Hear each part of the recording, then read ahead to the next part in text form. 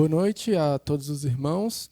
É com grande alegria que nós nos reunimos mais uma vez para cultuarmos ao Senhor e convidamos todos a, nesse momento, se colocarem em atitude de reverência e de adoração ao Senhor, para que juntos nós possamos adorá-lo, cultuar o nome dele, embora distantes fisicamente, mas que nós venhamos a nos unir em espírito para juntos adorarmos ao Senhor.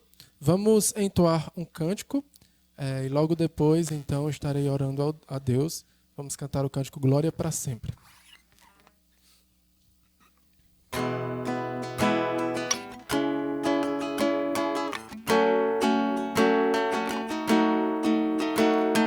Glória para sempre ao Cordeiro de Deus, a Jesus, o Senhor, ao Leão de Judá, a raiz de Davi, que venceu e o livro abrirá.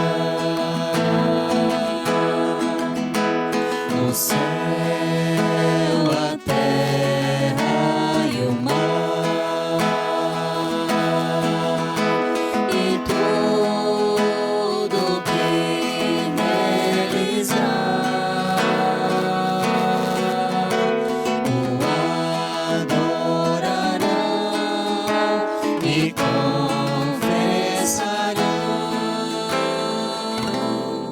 Jesus Cristo é o Senhor, Ele é o Senhor, Ele é o Senhor, ressurreto dentre os mortos, Ele é o Senhor.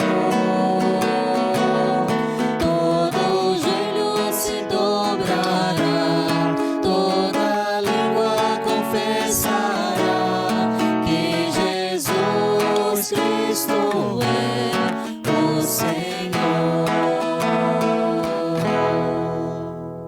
Vamos orar. Senhor Deus, grandioso Pai, nós louvamos e engrandecemos o Teu nome pelo privilégio que o Senhor nos concede de cantarmos ao Senhor, entoarmos louvores a Ti e assim, ó Deus, podermos Te adorar por meio deste culto. Rogamos, ó Deus, que o Senhor nos abençoe, nos dirija durante todo este tempo, que o culto, ó Deus, que for aqui oferecido, venha, ó Pai, a ser recebido por Ti como aroma suave, como, ó Deus, sacrifício agradável a Ti. Nós Te rogamos por isso, pedimos a direção do Teu Santo Espírito e oramos em nome de Cristo Jesus. Amém. Amém. Vamos, então, louvar a Deus, entoar cânticos ao Senhor. Vamos entoar o cântico Está Escrito.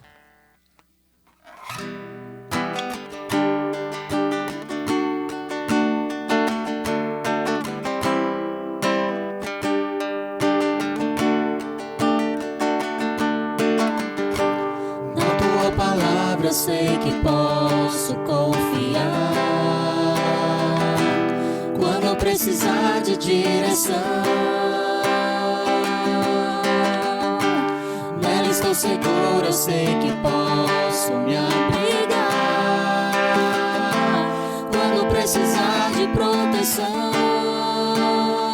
teu socorro sempre a mim virá. Toda vez que eu a ti clamar,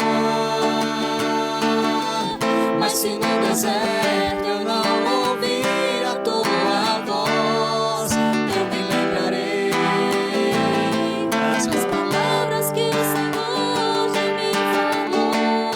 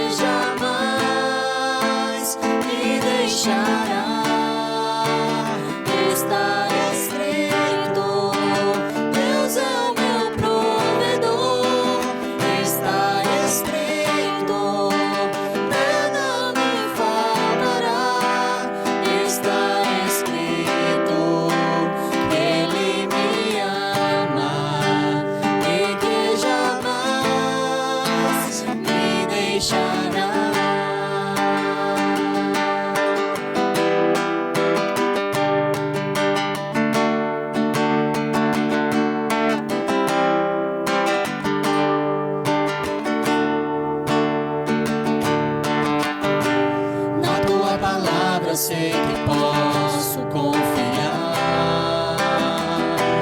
Quando precisar de direção, nela estou seguro, eu sei que posso me abrigar. Quando precisar de proteção, teu socorro sempre a mim virá toda vez que eu a te clamar. Mas se no deserto eu não ouvir a tua voz, eu me lembrarei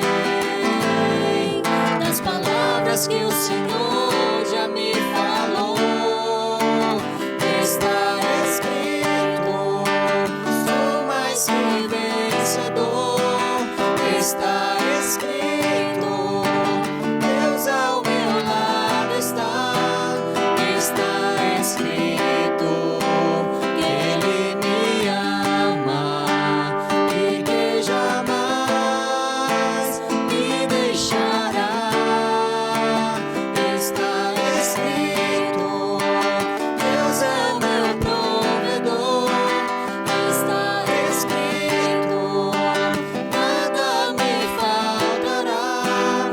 Está escrito que Ele me ama e que jamais me deixará.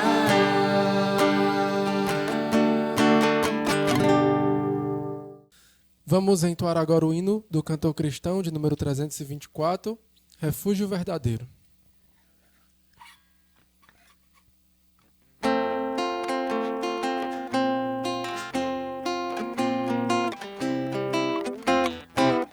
Seguro estou, não tenho temor do mal, sim guardado pela fé em meu Jesus. Não posso duvidar desse amor leal, Ele em seu caminho sempre me conduz. Não me deixará, mas me abrigará, do pecado vil me vem livrar. A sua graça não me recusará, sim, Jesus é quem me pode sustentar. No poder de Cristo Mestre, minha vida salva está. Do perigo que cercá-la, Ele poderá livrá-la. Seu poder eterno sempre a susterá. Abrigo eterno tenho no Salvador, Ele esconde a minha vida em seu poder. Eu recear não posso do malfeitor, que procura pertinaz me enfraquecer. Confiado então nessa proteção, sigo a Cristo e quero ser fiel. A minha vida cheia de gratidão, sim, a meu Senhor e Rei Emanuel. No poder de Cristo Mestre, minha vida salva está. Do perigo que cercá-la, Ele poderá livrá-la. Seu poder eterno sempre susterá. Perigo algum me pode causar temor, pois meu Salvador não me abandonará. Com sua proteção e com seu amor, dirigido a minha vida Ele estará. Nunca o deixarei, mas fiel serei, sempre firme e cheio de fervor. A Cristo Redentor, meu Senhor e Rei, eu me entregarei firmado em seu amor. No poder de Cristo Mestre, minha vida salva está. No perigo que cercá-la, Ele poderá livrá-la. Seu poder eterno sempre a susterá. Vamos então cantar agora o hino Graças pela Vitória, hino do Voz de Melodia 378.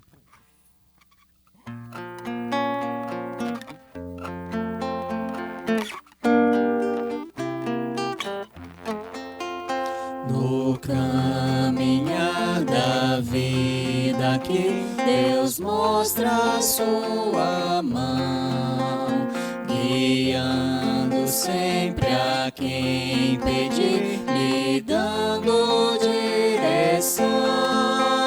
Na vida em muitas partes há mudanças a fazer.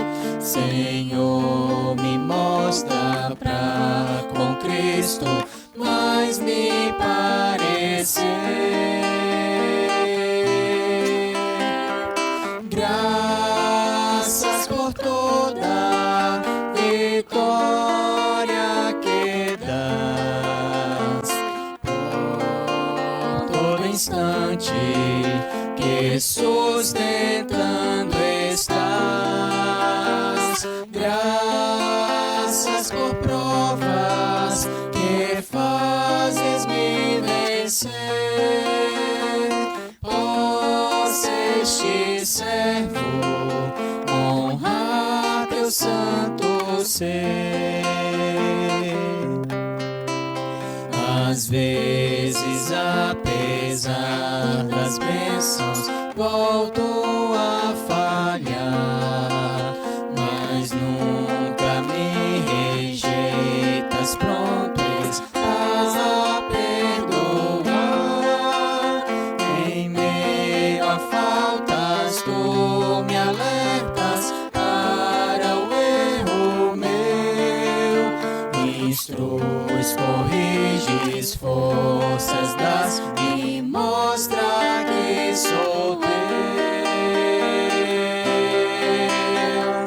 Graças por toda vitória que dás, por todo instante que sustentando estás. Graças por provas que fazes me vencer. Possa este servo honrar teu santo ser.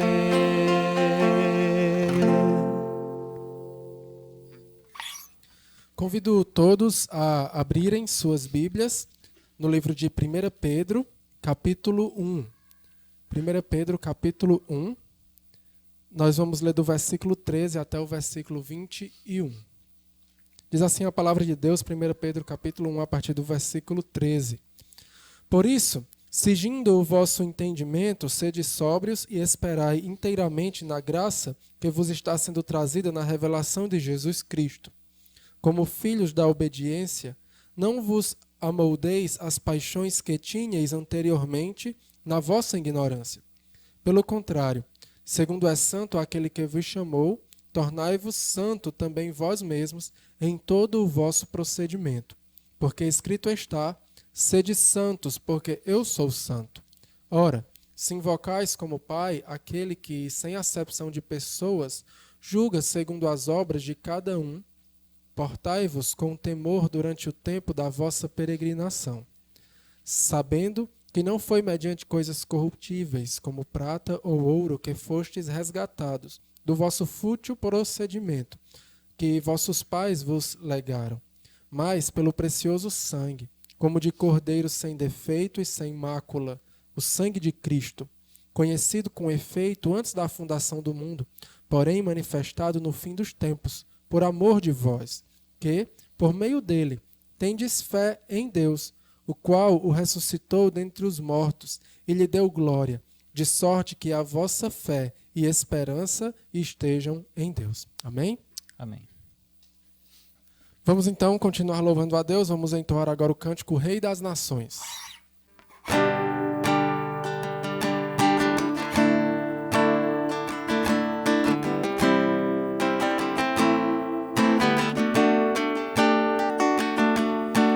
Grandes são as tuas obras, Senhor, Todo-Poderoso.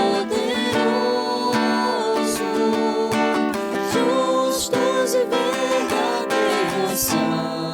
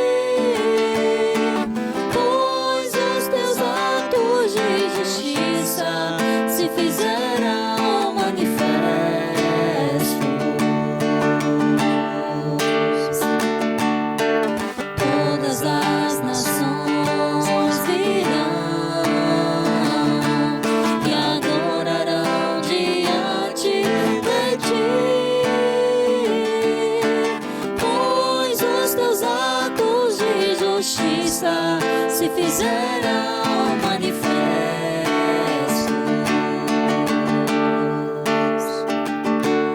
Ó Rei das nações, quem não temerá, quem não glorificará teu nome?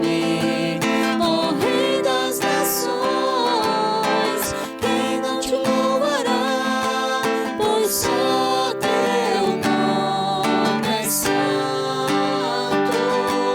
Ó Rei das nações, quem não temerá, quem não glorificará teu nome? Ó Rei das nações, quem não te louvará, pois só teu nome é santo.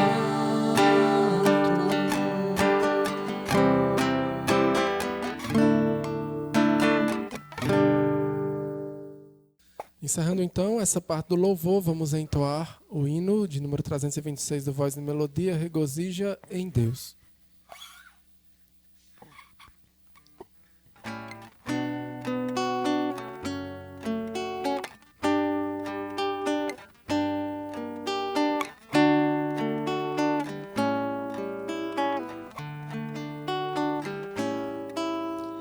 Deus nada faz sem um plano ou razão.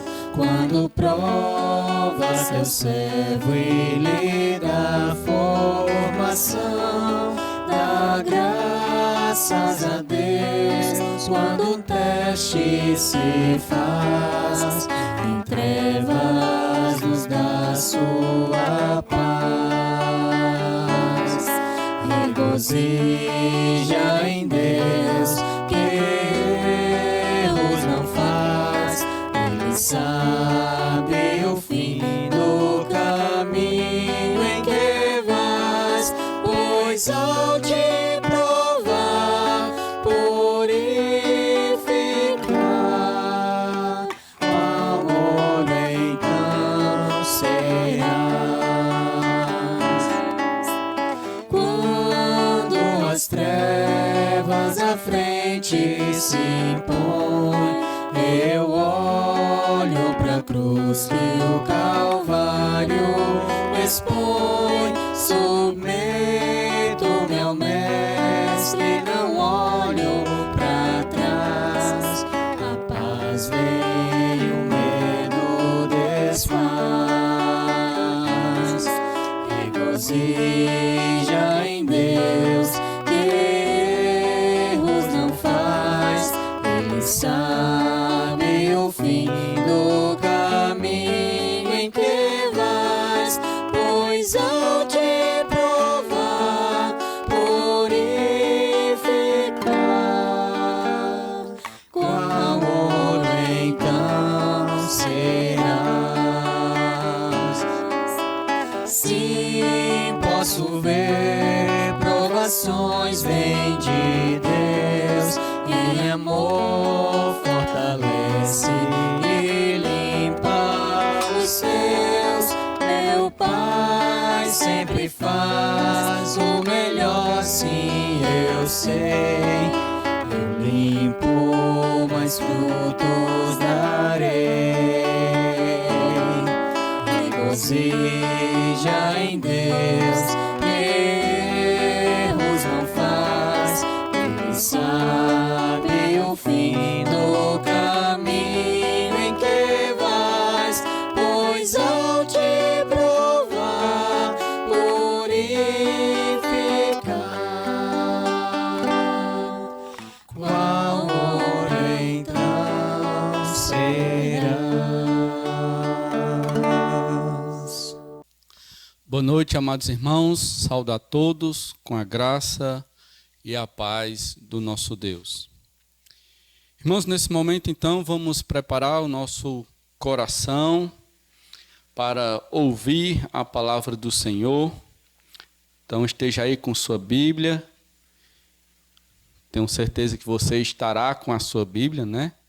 Em casa, Às vezes os cristãos esquecem a Bíblia quando vêm para a igreja, mas em casa nós não temos desculpas para ir pausar, pode até pausar a mensagem, aí você tem a oportunidade de pausar a mensagem e pegar a sua Bíblia para estar acompanhando aquilo que iremos ver esta noite.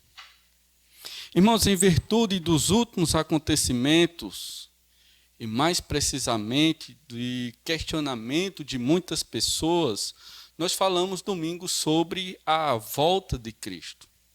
Vimos à luz de Mateus 24 que os sinais da vinda de Cristo, falado pelo próprio Senhor Jesus, não têm a finalidade de marcar a sua chegada, mas apenas descrever algo que acontecerá antes da sua vinda. E isso é muito bom porque é uma evidência da sua vinda. Não sabemos a hora, o dia, mas já temos sinais, evidências de sua chegada. Embora não possamos afirmar que é agora a volta do Senhor, mas já podemos dizer, o Senhor virá sim, nós já vemos sinais e acontecimentos. Nós respondemos, irmãos, domingo, duas perguntas. O que é a volta de Cristo? E como será a volta de Cristo? Para entender melhor, nós respondemos que a volta, como será a volta de Cristo? Respondemos essas duas perguntas. E hoje, irmãos, nós vamos continuar nessa temática, falando sobre a vinda de Cristo, mas hoje nós veremos para que o Senhor voltará. Então vimos o que é a volta de Cristo, como será a vinda dele, e hoje nós queremos continuar falando sobre a sua segunda vinda, mas destacar para que será a sua vinda. Há muito conteúdo, obviamente, para tratar nesse ponto, sobre o propósito da vinda de Cristo e tudo o que vai acontecer. Há muito conteúdo, porém nós vamos nos deter, irmãos, no arrebatamento da igreja e o que acontecerá com a igreja. Então responderemos hoje mais duas perguntas. O que é o arrebatamento da igreja e o que acontecerá com a igreja? Então vamos abrir a palavra do Senhor. Você já pegou a sua Bíblia, eu tenho certeza. Vamos abrir a palavra do Senhor em 1 Tessalonicenses, capítulo 4, versículos 13 ao 18, é o texto que estaremos lendo. 1 Tessalonicenses, capítulo 4, versículo 13 ao 18. Não queremos, porém, irmãos, que sejais ignorantes com respeito aos que dormem, para não vos entristecerdes como os demais que não têm esperança. Pois se cremos que Jesus morreu e ressuscitou, assim também Deus, mediante Jesus, trará em sua companhia os que dormem. Ora, ainda vos declaramos por palavra do Senhor, isto, nós os vivos, os que ficarmos, até a vinda do Senhor, de modo algum precederemos os que dormem. Porquanto o Senhor mesmo, dada a sua palavra de ordem, ouvida a voz do arcanjo e ressoar da trombeta de Deus, descerá dos céus e os mortos em Cristo ressuscitarão primeiro. Depois nós, os vivos, os que ficarmos, seremos arrebatados juntamente com eles, entre nuvens para o encontro do Senhor nos ares. E assim estaremos para sempre com o Senhor. Consolai-vos, pois, uns aos outros com estas palavras. Oremos ao Senhor Deus. Pai soberano, em nome do Senhor Jesus, Deus, nós te agradecemos pela oportunidade, Senhor, que o Senhor nos concede de podermos meditar na tua palavra, meditarmos, Deus, na tua verdade, Deus, naquilo que o Senhor deixou como revelação sobre as coisas futuras. para que estejamos prontos, Deus, e cientes, convictos da verdade, que o Senhor assim nos entregou por meio dos apóstolos, por meio do Senhor Jesus. Rogamos a Ti, Deus, a compreensão da Tua palavra, mas muito mais a aplicação em nossas vidas, de maneira que sejamos diferentes para a honra e glória do Senhor, é o que nós te oramos. Amém. Esse, irmãos, é um texto que melhor descreve o arrebatamento da igreja. Nesse texto nós encontramos a palavra arrebatados, de onde tiramos a ideia de arrebatamento. Então, o que é o arrebatamento? Então, pelo significado da palavra, nós temos a ideia original de arrancar ou levar embora. Essa palavra também é usada para ilustrar como o Espírito arrebatou Filipe perto de Gaza e o levou para Cesareia, em Atos capítulo 8, versículo 39. E também para descrever a experiência de Paulo sendo levado ao terceiro céu, em 2 Coríntios 12, 2-4. Dessa forma, irmãos, essa palavra arrebatados significa um momento real de uma pessoa sendo levada para um outro lugar. E aqui, pelo contexto que nós estamos falando do arrebatamento, e Paulo menciona para estarmos com o Senhor no céu, então o arrebatamento é isso. É o Senhor pegando a igreja e levando a igreja, tirando a igreja dessa terra, deste mundo, e levando para o céu. Então isso é o arrebatamento, como podemos ver aqui descrito por esta palavra. Então, meus amados irmãos, o Senhor voltará a segunda vez com este propósito. Já podemos identificar por que o Senhor Deus voltará. Ele virá para levar a sua igreja, arrancar o seu povo deste mundo para estar com o Senhor. Então vejamos agora o que acontecerá neste arrebatamento. Nós temos, primeiramente, irmãos, a ressurreição dos mortos.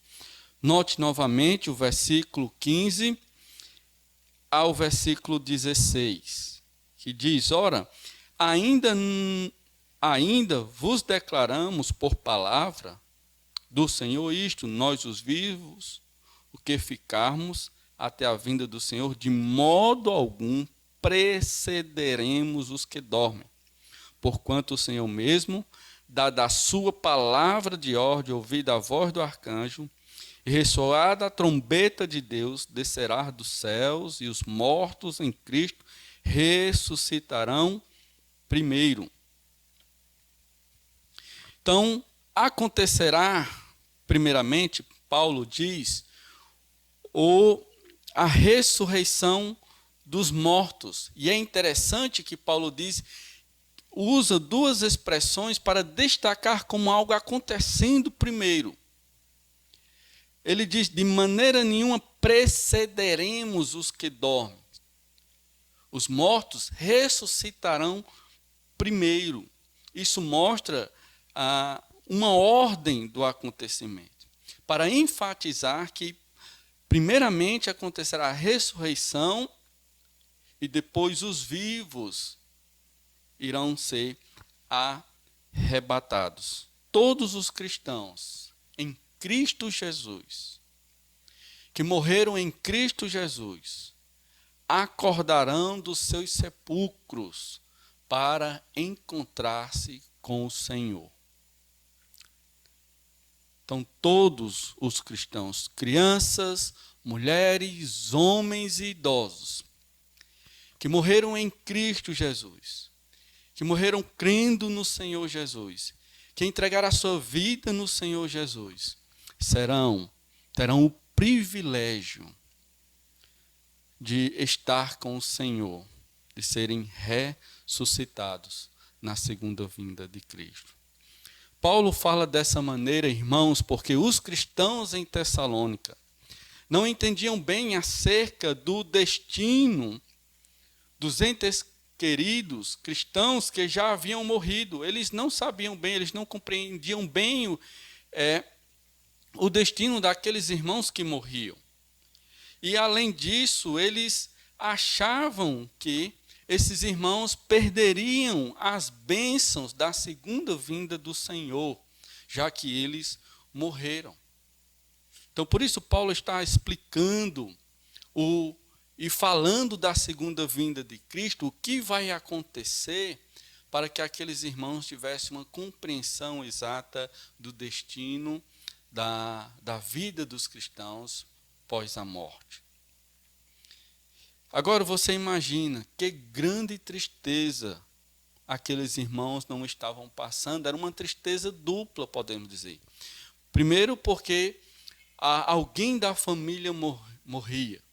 E segundo, porque eles pensavam que, ao terem morrido, eles perderiam as bênçãos da segunda vinda de Cristo. Então era uma tristeza dupla. Mas Paulo está consolando, e aqui é um contexto de consolação para com aqueles irmãos. Até mesmo no versículo 18, ele diz para que os irmãos consolassem uns aos outros com essa verdade.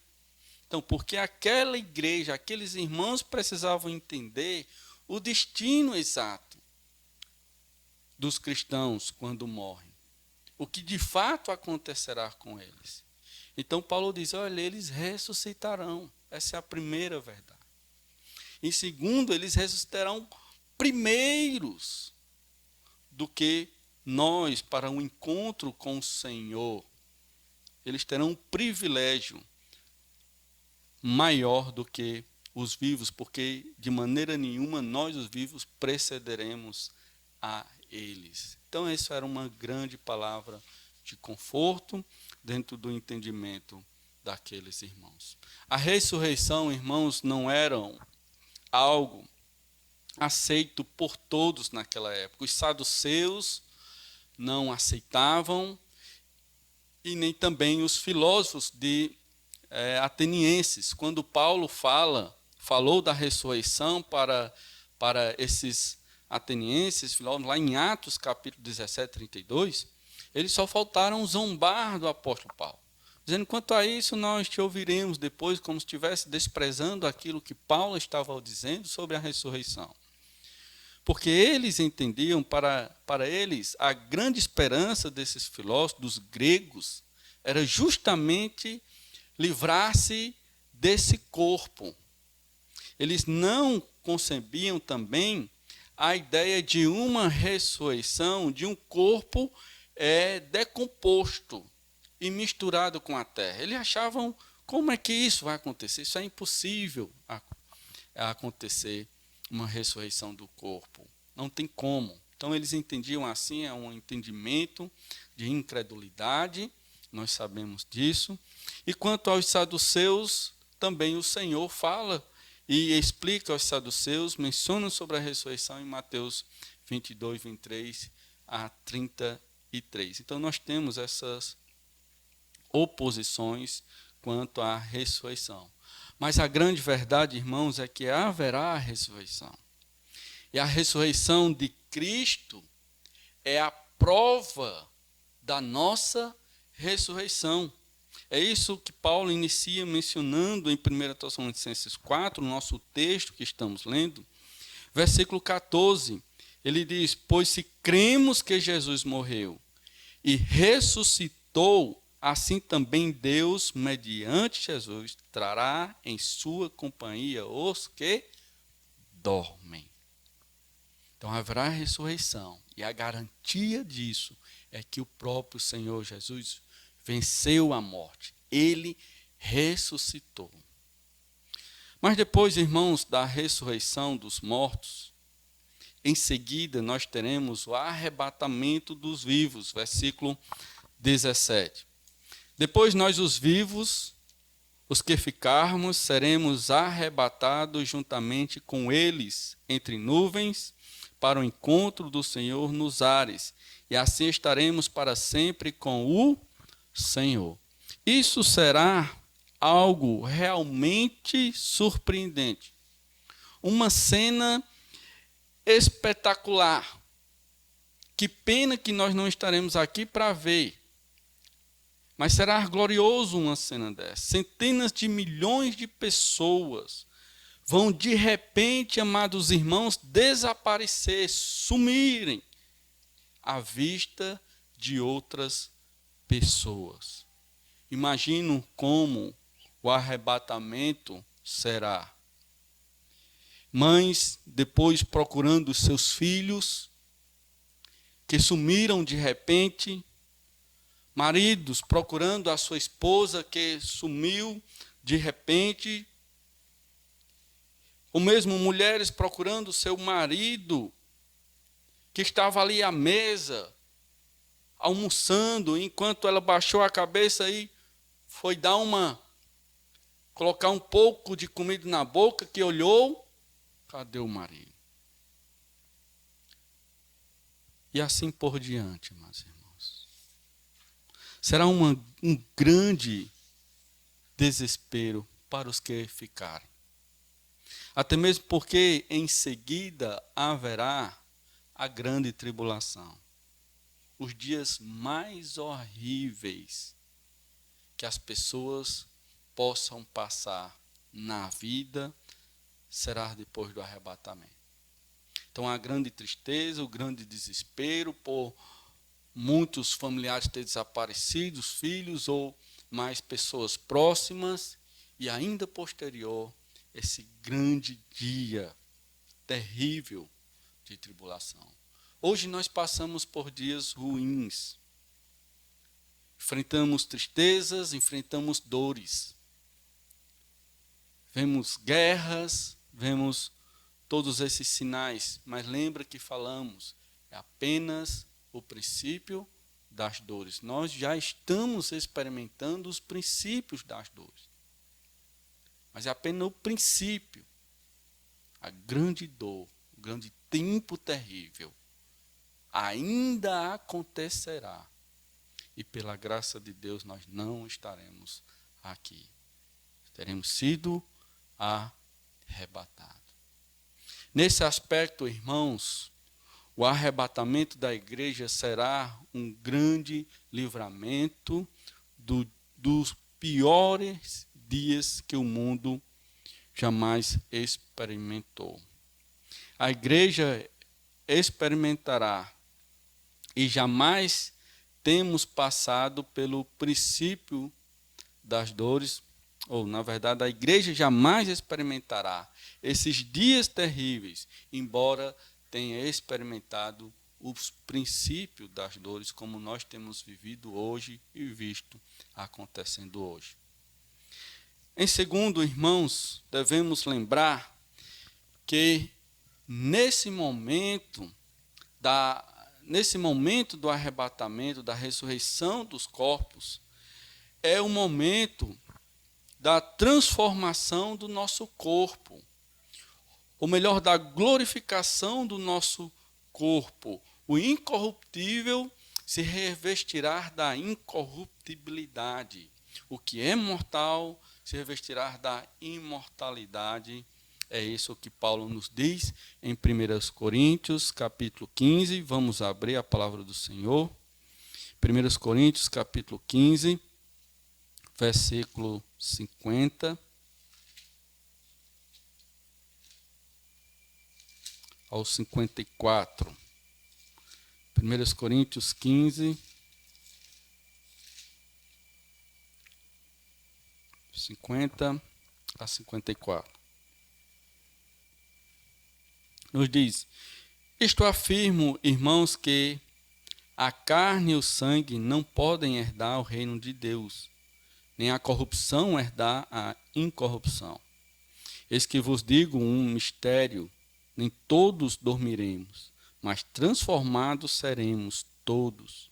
No momento, no abrir e fechar de olhos, ao ressoar da última trombeta, a trombeta soará, os mortos ressuscitarão incorruptíveis e nós seremos transformados. Porque é necessário que este corpo corruptível se revista da incorruptibilidade e que o corpo mortal se revista da imortalidade. E quanto a este corpo corruptível, se revestir da incorruptibilidade, e o que é mortal se revestir da imortalidade, então se cumprirá a palavra que está escrita: tragada foi a morte pela vitória. Então, nesse corpo terreno habita a corrupção do pecado. Paulo diz em Romanos 7, Romanos 7, 18 ao 20, porque eu sei que em mim, isto é, na minha carne, não habita bem nenhum, pois o querer o bem está em mim, não porém o efetuá-lo, porque não faço o bem que prefiro, mas o mal que não prefiro, esse faço. Mas se eu faço o que não quero, já não sou eu quem o faz, e sim o pecado que habita em mim. Então, nessa vida, nesse corpo que temos, nessa natureza que temos, carregamos essa corrupção do pecado. Esses homens corrompidos pelo pecado não podem herdar o reino dos céus. Por isso há necessidade, sim, deles serem transformados. E seremos transformados. 1 Coríntios 15, versículo 52, diz: no momento, no abrir e fechar de olhos, ao ressoar da última trombeta, a trombeta soará, os mortos ressuscitarão incorruptíveis. Veja que os que vão ressuscitar, eles já ressuscitarão em um novo corpo. Não mais naquele corpo corrupto, não mais naquela natureza que eles tinham. Incorruptíveis, e nós seremos transformados. A mesma ideia aqui, transformado, que seremos revestidos da incorruptibilidade também. Como os que vão ressuscitar serão transformados, nós os vivos também seremos transformados. Teremos um novo corpo, um corpo agora não mais corrupto, um corpo agora não mais mortal, mas agora imortal. Nesse corpo passaremos pela morte, e por isso nós vemos que isso é uma realidade da vida humana, porque esse corpo é mortal. Mas quando o Senhor voltar, nesse momento do arrebatamento, nós nos revestiremos da imortalidade. Apocalipse 21, 14 diz: e a morte já não existirá. Que maravilhoso será, irmãos. Quando Paulo diz que a morte é um lucro, tudo isso está implícito. Paulo está pensando em todas as bênçãos que a morte trará para a vida do cristão quando ele morrer. A glorificação do corpo é uma implicação da morte.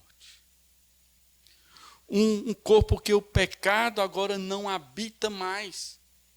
Você vê lá em Romanos, que acabamos de ler, Romanos 7, aquela expressão de Paulo, aquele meditar de Paulo, aquele conflito entre ele querer fazer o bem, o desejo dele era sempre o bem, era sempre a santidade, era sempre a obediência ao Senhor, agradar ao Senhor, mas por causa desse corpo, sempre havia pecado. Ele sabia que nesse corpo habitava o pecado e muitas vezes não fazia o que ele queria. Então, esse é o grande sentimento de um verdadeiro crente no Senhor Jesus. Ele entende, ele quer sempre a santidade, ele quer sempre obedecer ao Senhor, mas tem que lutar contra a sua corrupção.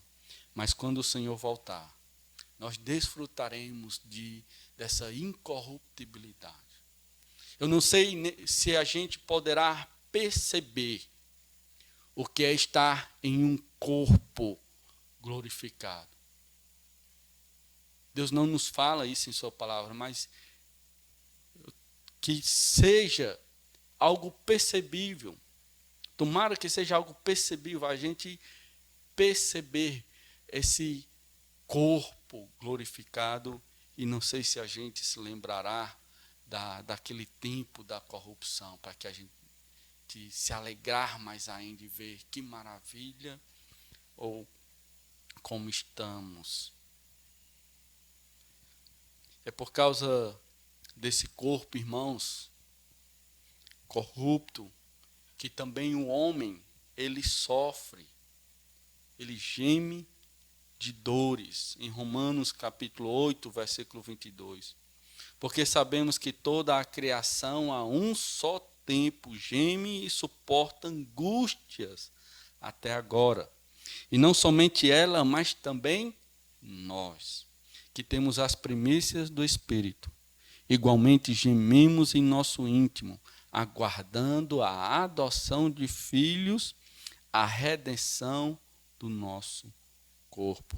Toda a criação aguarda essa transformação, esse livramento, essa salvação deste corpo corrompido que tanto peca, mas também tanto sofre e suporta angústia. Nós, irmãos, herdaremos um corpo celestial. Em 1 Coríntios 15, você está acompanhando aí, note agora o versículo 42 a 49, que fala desse corpo celestial que os cristãos em Cristo terão.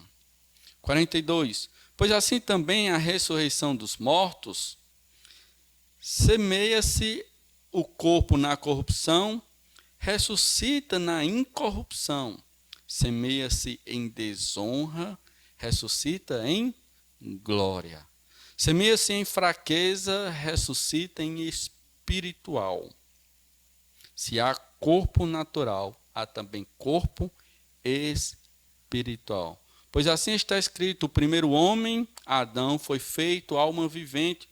O último Adão, porém, é espírito vivificante. Mas não é primeiro o espiritual, e sim o natural, depois o espiritual. O primeiro homem formado da terra é terreno, o segundo homem é do céu.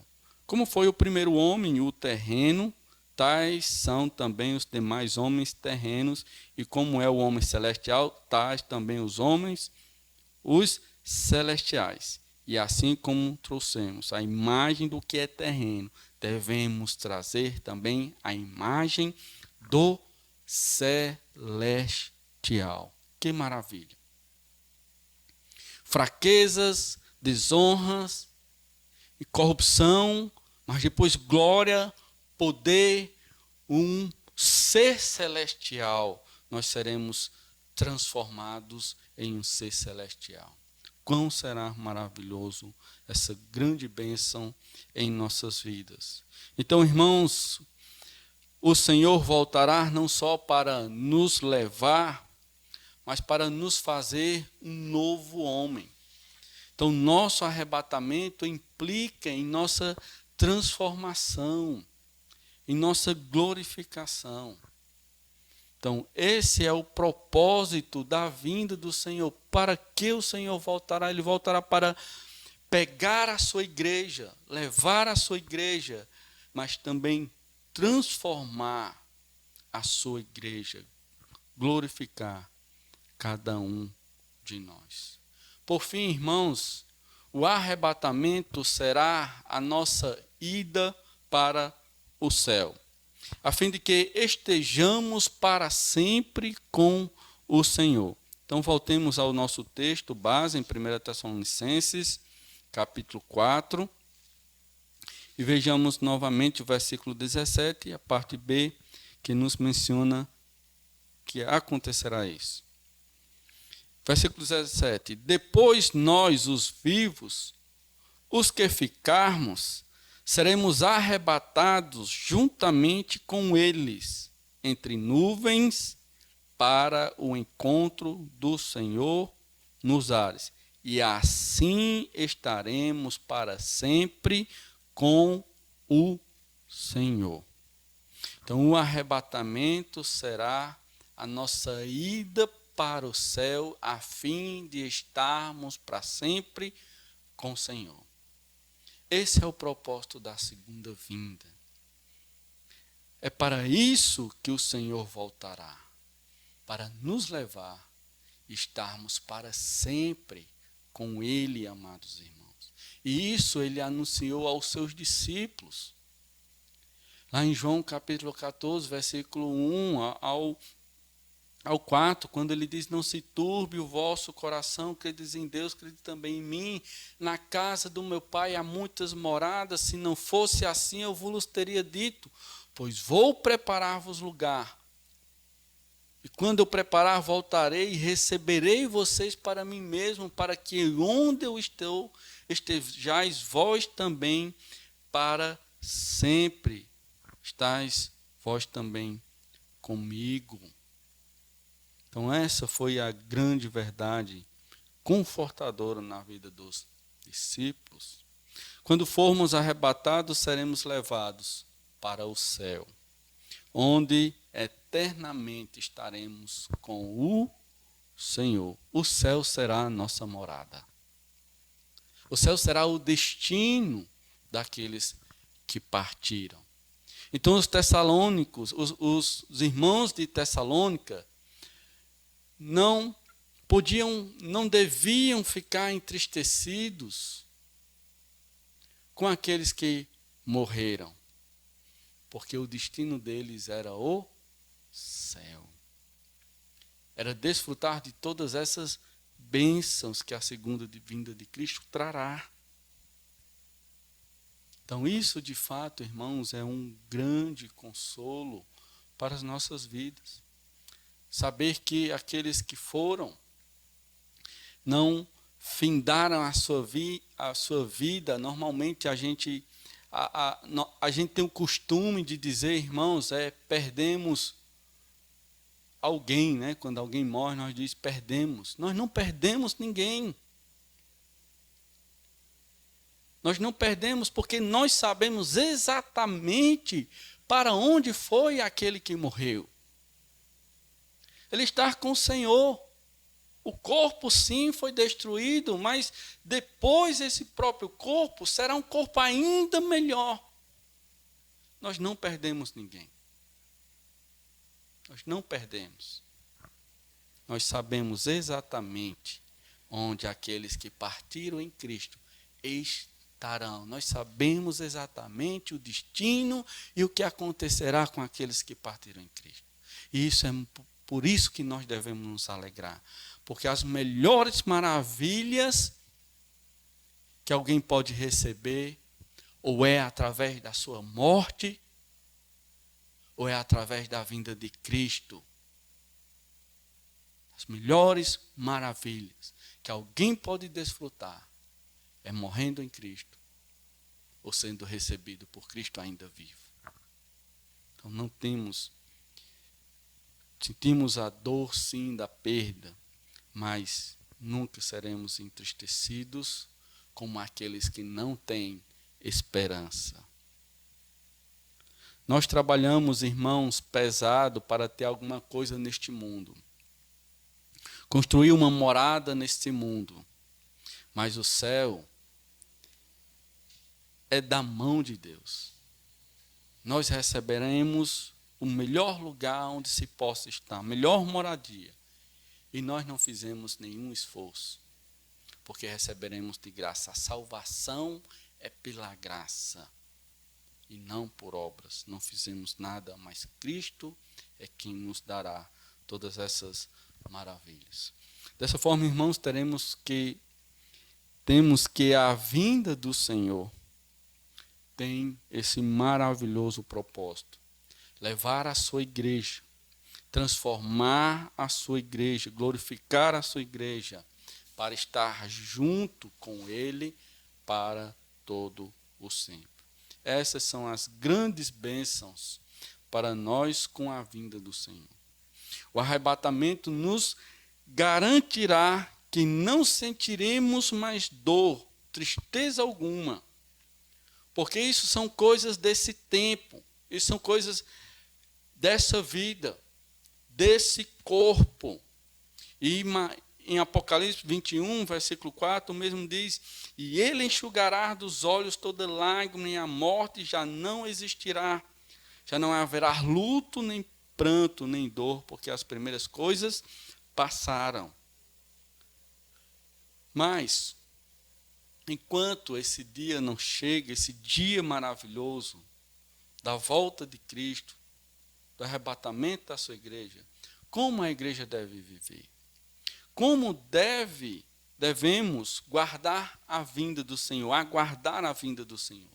Vimos domingo que precisamos ser vigilantes. Você está vigiando, amado irmão?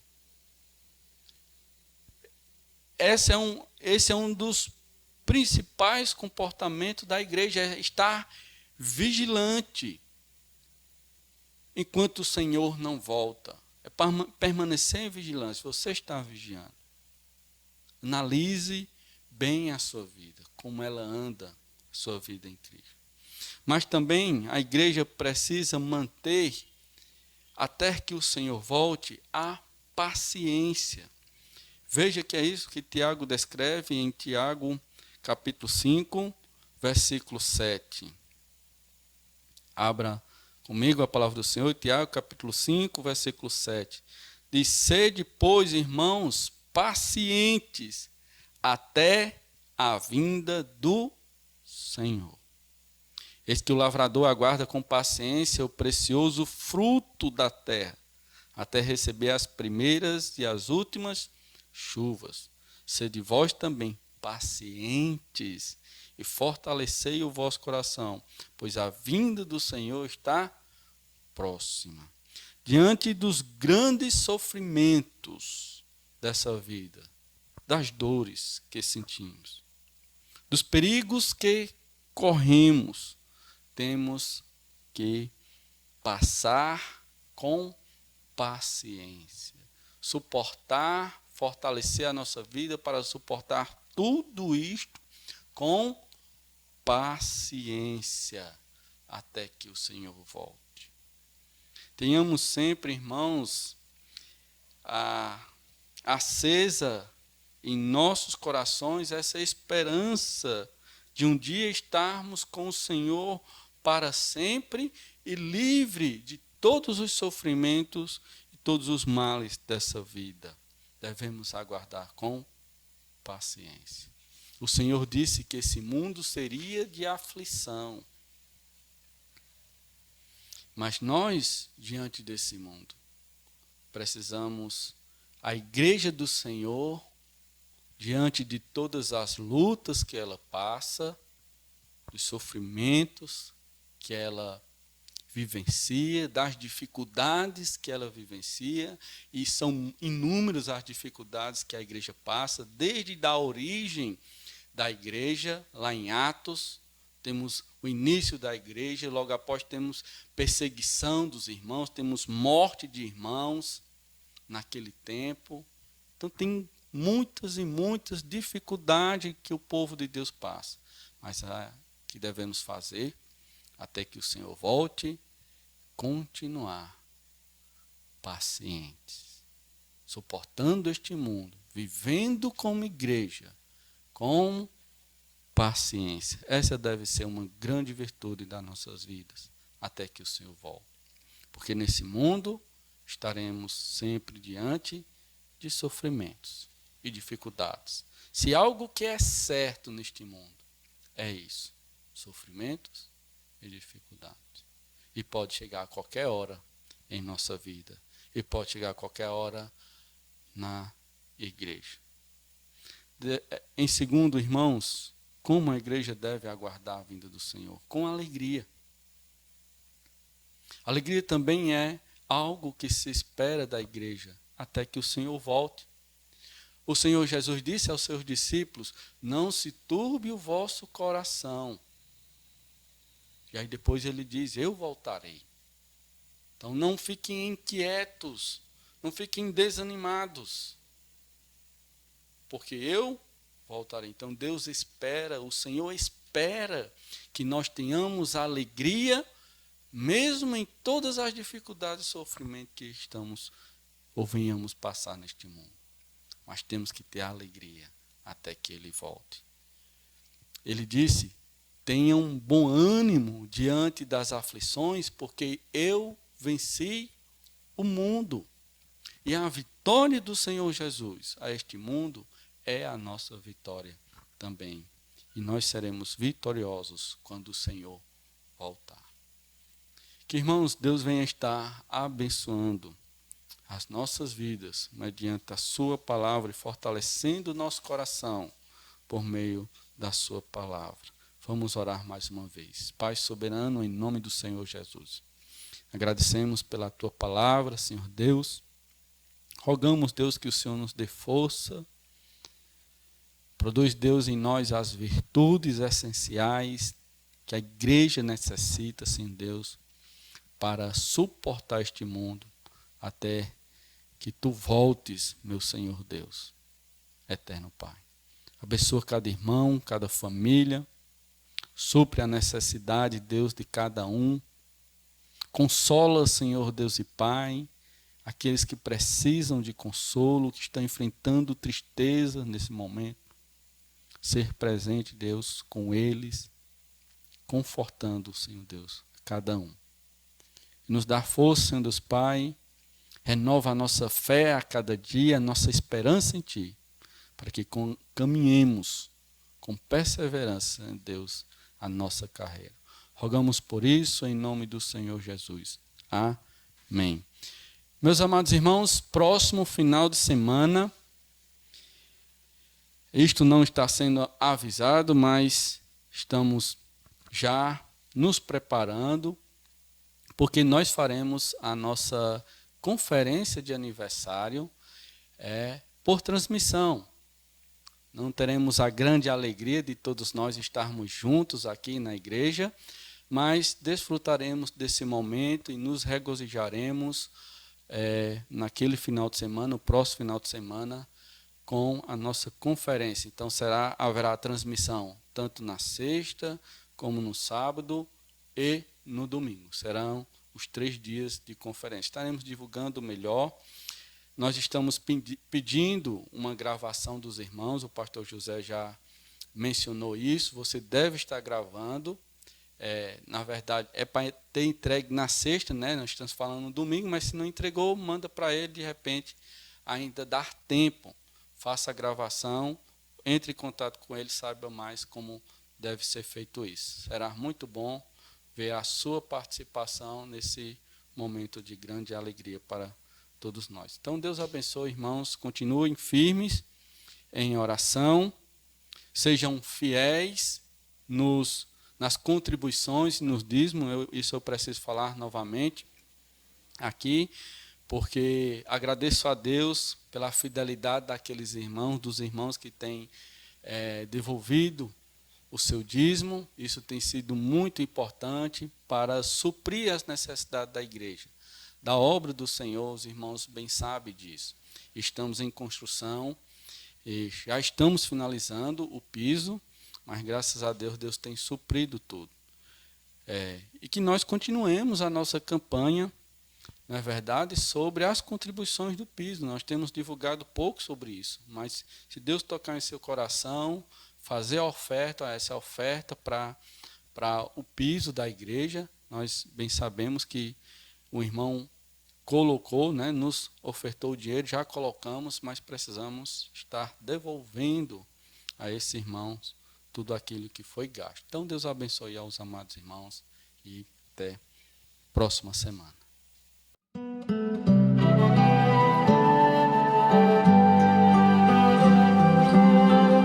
Aguardo o dia em que Jesus irá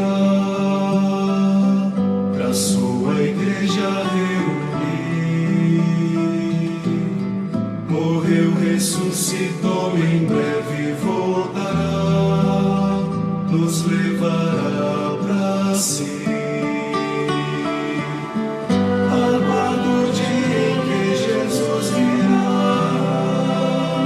Arrebata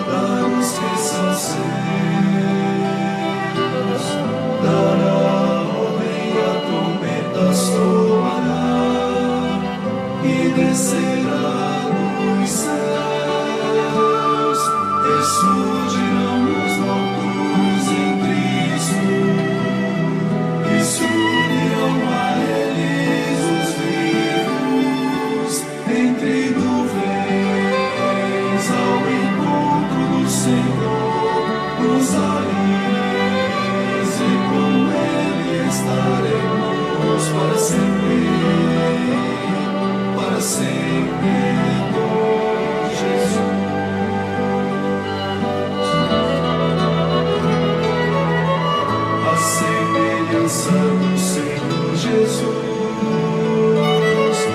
Os nossos corpos ficarão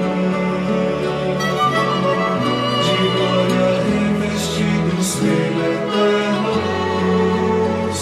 Os salvos estarão. No céu não haverá pecado ou mal, escuridão, tristeza ou dor. Ó, consolai-vos, pois a paz celestial nos levará ao Senhor. Ressurgirão os mortos em Cristo e se unirão a eles os vivos entre nuvens ao encontro do Senhor. Nos areis e com Ele estaremos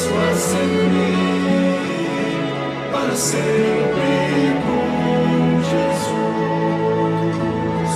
Ressurgirão os mortos em Cristo e se unirão a eles os vivos entre nuvens ao encontro do Senhor. Nos areis e com Ele estaremos para